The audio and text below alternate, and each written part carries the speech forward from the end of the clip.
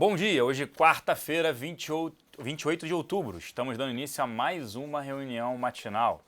Por aqui, algumas propostas sendo passadas. Uma delas é a repatriação, o relator mudando ali a repatriação de dinheiro aqui para o Brasil para arrecadar mais impostos, mas colocar alguns pontos ali que são extremamente problemáticos, A gente acredita até que o STF poderia intervir.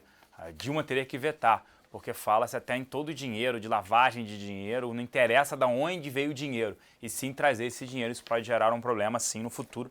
O Gustavo vai comentar sobre isso um pouquinho, daqui a pouquinho. Déficit histórico. Nunca antes na história desse país tivemos um anúncio do déficit na casa de quase 52 bilhões de reais. E pode piorar muito mais, pode atingir 100 bilhões. Como assim 100 bilhões de reais? É isso mesmo. Por que esse número? Como assim?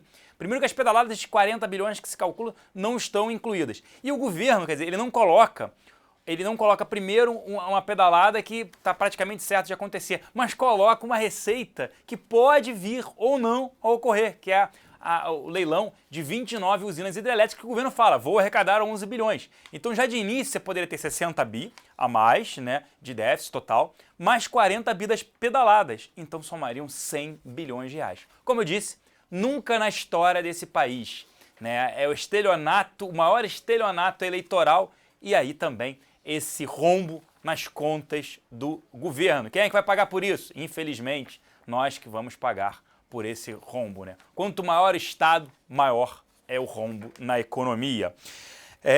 E lá fora, as bolsas até se recuperam um pouco pelo motivo errado. Expectativa de estímulos. Começou-se com o Banco Central da Suécia, ele antecipando o Banco Central Europeu. Mas para falar sobre tudo isso num detalhe muito maior, tanto do político e econômico aqui e também da reunião hoje aí do FED, que não deve trazer novidades, eu convido aqui o Gustavo Cruz. Bom dia, Gustavo. Bom dia, Celso. Bom dia a todos. Pois é, hoje a gente tem a final da reunião do FED, que deve manter a taxa de juros inalterada. Acho que praticamente é unanimidade no mercado de que nada vai acontecer, mas todos estão atentos para ver se na nota que vai vir depois da reunião, alguma sinalização já para a reunião de dezembro, se já vai descartar ou não. E também nos próximos dias, assim, na semana que vem, aí sim os membros do FED vão se reunir, vão fazer entrevistas coletivas e vão repercutir um pouco do que foi discutido nessa reunião do FONC e comentar para sinalizar de fato se vai ter alguma chance ainda de ter alta de juros em 2015. Lá fora a gente ainda teve dois dados importantes. Confiança do consumidor recuou na Alemanha. A Alemanha está sofrendo bastante com os indicadores. Ela tinha dado uma avançada praticamente até o meio do ano, mas depois de agosto os indicadores voltaram com força. Então, confiança de consumidor para novembro, sim, eles já projetam novembro com os dados de outubro, caiu de 9,6 para 9,4. Então, mais um recuo para mais um indicador na Alemanha, botando pressão no Banco Central Europeu. Além disso, a gente vai destacar um ponto diferente que a gente não costuma falar muito, Banco Central da Suécia. Por que a gente está falando disso? Ele optou por manter juros e ampliar a compra de bônus, ou seja, ampliar os estímulos monetários. Por que é importante? Porque a maioria dos bancos centrais que não seguem o Banco Central Europeu, mas que estão na Europa, eles meio que antecipam o movimento de lá, movimento que tá vindo para frente. Então, se ele já está aumentando os estímulos, provavelmente isso já é um ponto. Em breve, o Banco Central Europeu deve realmente aumentar os estímulos. Já está sinalizando. Os diretores do Banco Central ontem, que deram entrevista coletiva, já falaram nessa direção, falaram que estão um pouco decepcionados com a inflação. Então, é importante o Banco Central da Suécia aumentando estímulos, porque já deve ser uma pista do que deve ocorrer no Banco Central, que realmente importa para a economia mundial, que é o Banco Central Europeu. Outro ponto foi a venda do varejo no Japão. Elas recuaram 0,2%, depois de subir por 6 meses, vindo de uma alta de 0,8% em agosto. Também é mais um indicador que levou os analistas de mercado a acreditar em mais uma ampliação de pacote de estímulos monetários, dessa vez no Banco Central do Japão. Então a gente está às vésperas de ver dois dos principais bancos centrais do mundo, o japonês e o do europeu, anunciando uma nova rodada de estímulos monetários. Indo para a parte doméstica, a gente teve, como o Celso falou, destacou bem a parte da revisão da meta fiscal, rombo de 51,8 bilhões em 2015, então a gente estava trabalhando com um superávit de 0,15%, agora seria em torno de déficit de 0,9% do PIB, isso sem contar pedaladas e contando com esse leilão das 29 usinas hidrelétricas que foi adiado para novembro, que traria 11,11 bi. Então, só sem 11 bi já seria menos 1% do PIB, contando com as pedaladas ainda iria subir cerca de 100 bilhões, realmente, como o Celso falou.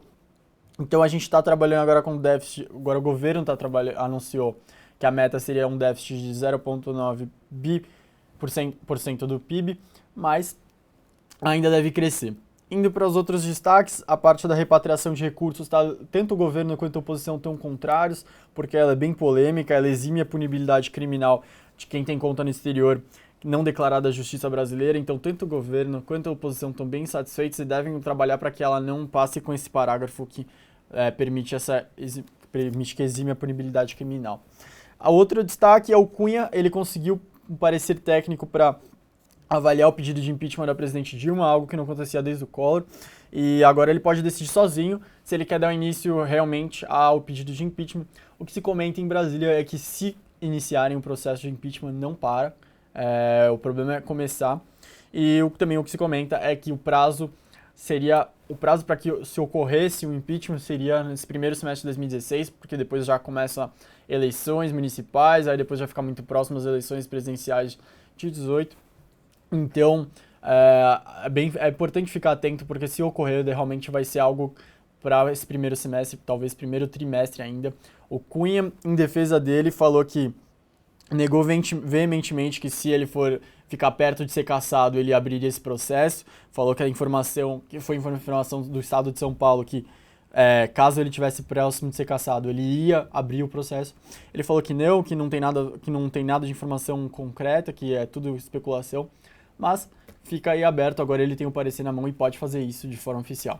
Eu devolver agora para o Celso, a gente se encontra logo mais no XP Connection, a gente vai falar hoje sobre estagnação secular, explicar bem o que é isso, que é um debate bem acalorado lá fora para os principais economistas do mundo. A gente vai explicar detalhadamente o que pode ter causado, se a gente realmente está sofrendo por isso, se é algo cíclico, se a gente está fadado a ter um século agora de crescimento com taxas bem baixas, visto que a inflação está bem baixa e a taxa de juros também nas principais economias do mundo. Vamos explicar isso bem detalhadamente logo mais. Agora é com você, Celso. Obrigado, Gustavo. Frase bem bonita, né? Estagnação secular. Bem interessante isso. Mas assistam tudo a partir das 11h30 no XP Connection.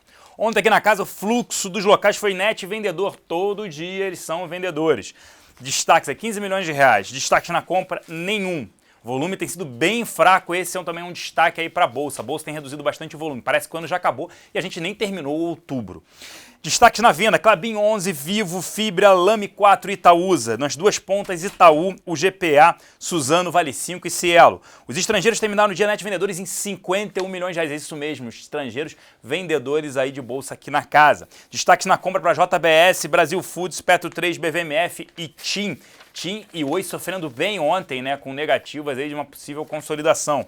Destaques na venda, Bradesco, Ambev, Vivo, Cielo e Itaúsa. Nas duas pontas, Embraer, Sabesp, Petro 4 e Braskem.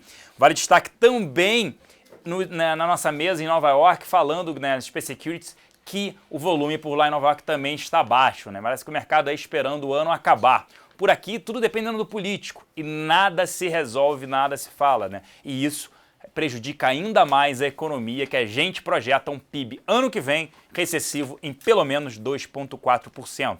E aí numa base que esse ano cai 3%, é pior ainda. De um empresário que falou com a gente, que ele falou o seguinte: em 2016 vamos ter saudades de 2015. Espero que não, pelo menos torço para isso. Vale do Rio Doce, minério de ferro atinge novamente e perde o patamar de $50, fechou a $49,95. Patamar esse que não bate desde julho desse ano. A gente segue short no ativo, recomendando short em Vale, não é momento para comprar o ativo. China segue desacelerando, a gente não sabe o quão certos são os dados da China e o quão ela pode desacelerar. É aquela famosa pergunta, é hard landing ou soft landing, né? É um pouso forçado ou um pouso mais suave? Pelo visto está sendo um pouso um pouco mais forçado. Marisa, do Varejo, reportou seus resultados. Só uns comentários rápidos aqui.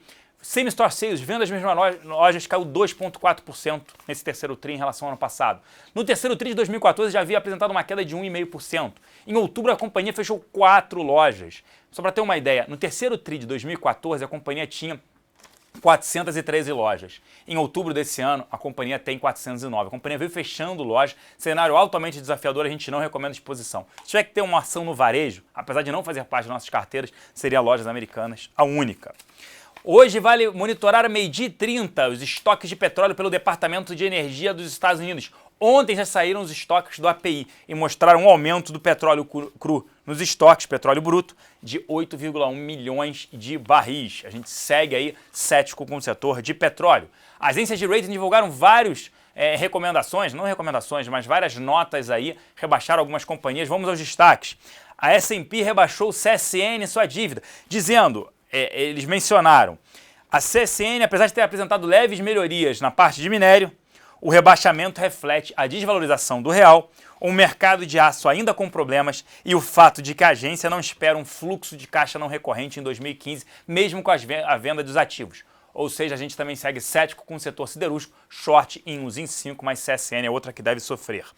As empresas reafirmaram, as agências reafirmaram o rating da Klabin e da Suzano. E da Suzano foi interessante, da Papel Celulose. Eles reafirmaram o seguinte: a empresa será capaz de resistir a um cenário ruim do rating soberano do Brasil e continuará a se beneficiar das condições favoráveis para os exportadores brasileiros. A gente segue otimista também com Suzano Papel Celulose. Falaram de bancos, mas bancos os que são abertos ali, a gente pode destacar a ABC e a Fitch rebaixou. Banrisul é outro banco que preocupa bastante, não vale a pena comprar, de vez em quando perguntam, não comprem esse ativo. Minha Casa Minha Vida e FGTS elevaram ali o valor máximo dos imóveis para a utilização do FGTS do Minha Casa Minha Vida.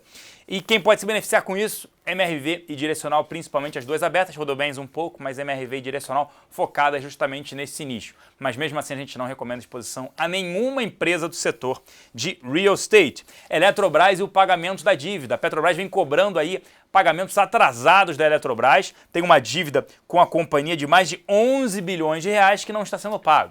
Mais um problema para a Eletrobras, que a gente sempre fala isso aqui. É uma empresa que pode e deve precisar aí de um aumento de capital. Então fiquem fora de Eletrobras.